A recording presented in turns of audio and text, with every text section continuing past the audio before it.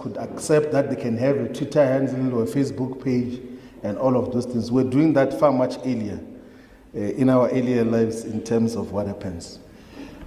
I did say in several occasions, and I'll stick by that, that the relationship between myself and President Zuma is a respectful relationship which will remain as such forever. We'll always respect President Zuma. The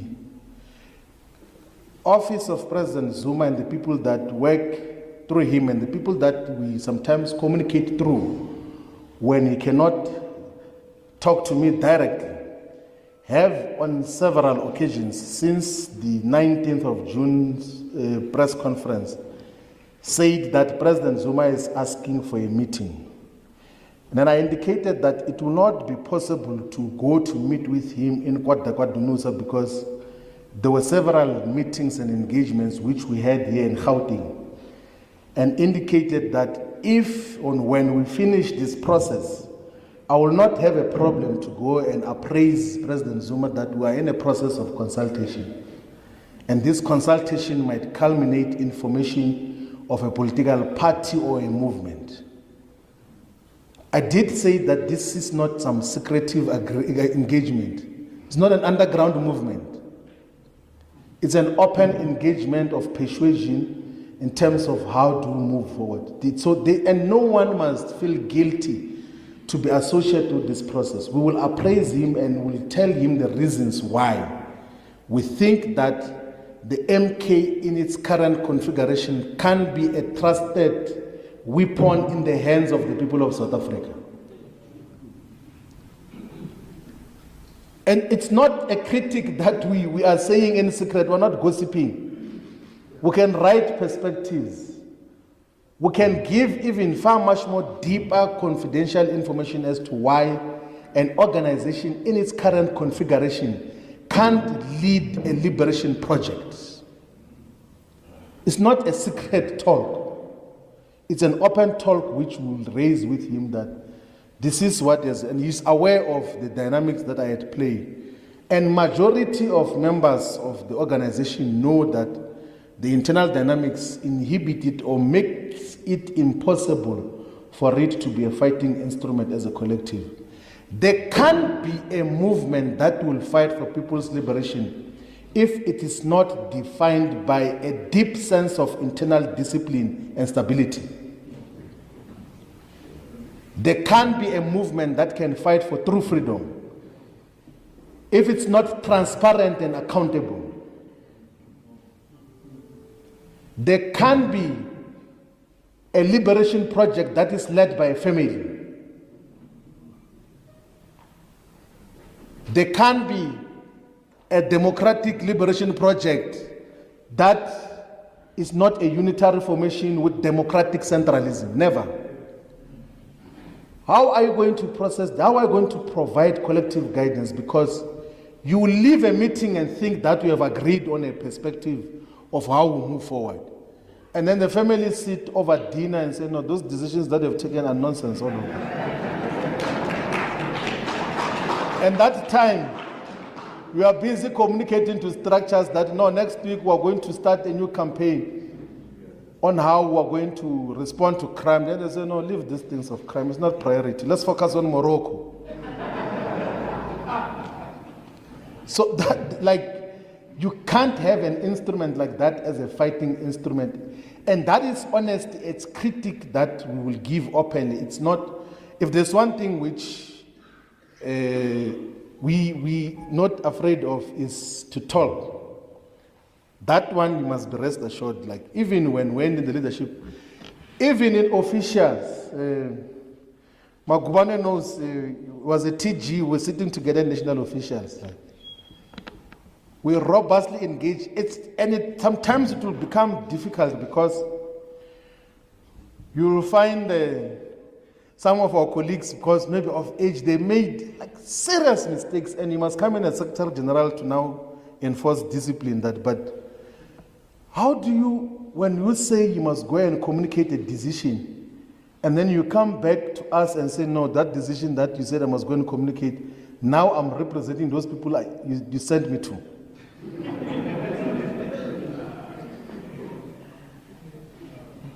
That is what we're dealing with. That you said go and communicate to this structure or to this group of people that this is what we have resolved as officials.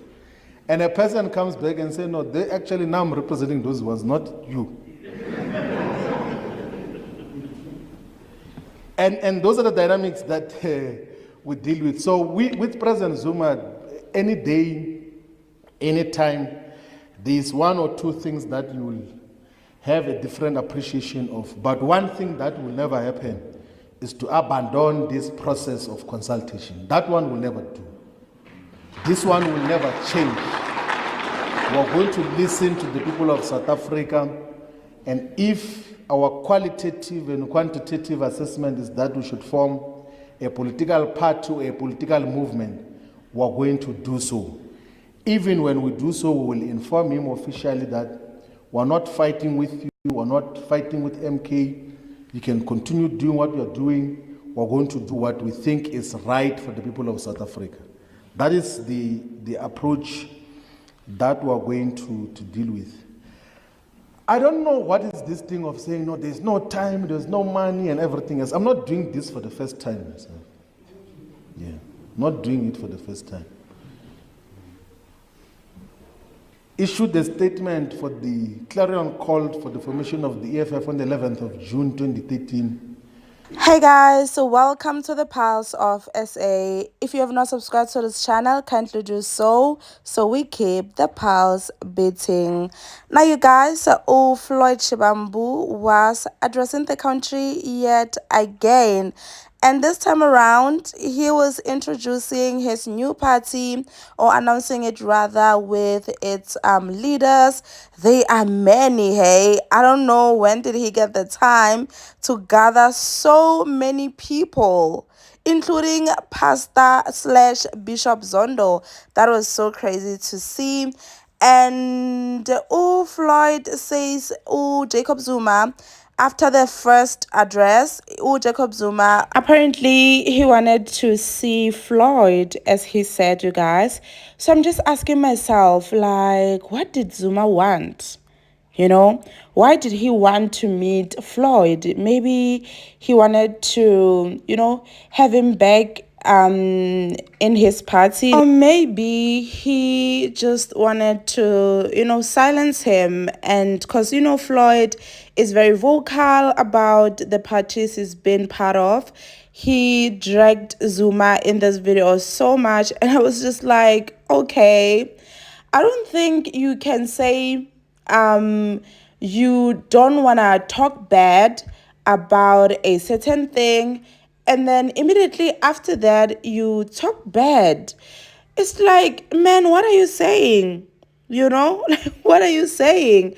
You just said that you want to maintain this good relationship with Jacob Zuma, but then again, this in the same breath, you just like, I can't be working with people who, when we have a meeting, we agree on something, later on their dinner table, as a family, they agree on something else, which is valid. Like, it's valid. If this is something he experienced, yes, he have to voice it out. But it's like, can you just stop saying you don't want to say bad things about certain people? Because you are very vocal. You're still going to say it. He said the same thing about EFF and went on to say he's a cult. Then it's like, but you just said you won't be saying bad things about this party. I don't know, man. I don't know. How do you guys feel about this? I'm really curious to know, what did Jacob Zuma want? Yeah, you guys, past pioneers, let me know what you guys think about this. Let me know also, what do you think about what Floyd Shivambu said and his new party, and him having a whole alleged criminal, Bishop Zondo, in his party, and still going forth to defend him?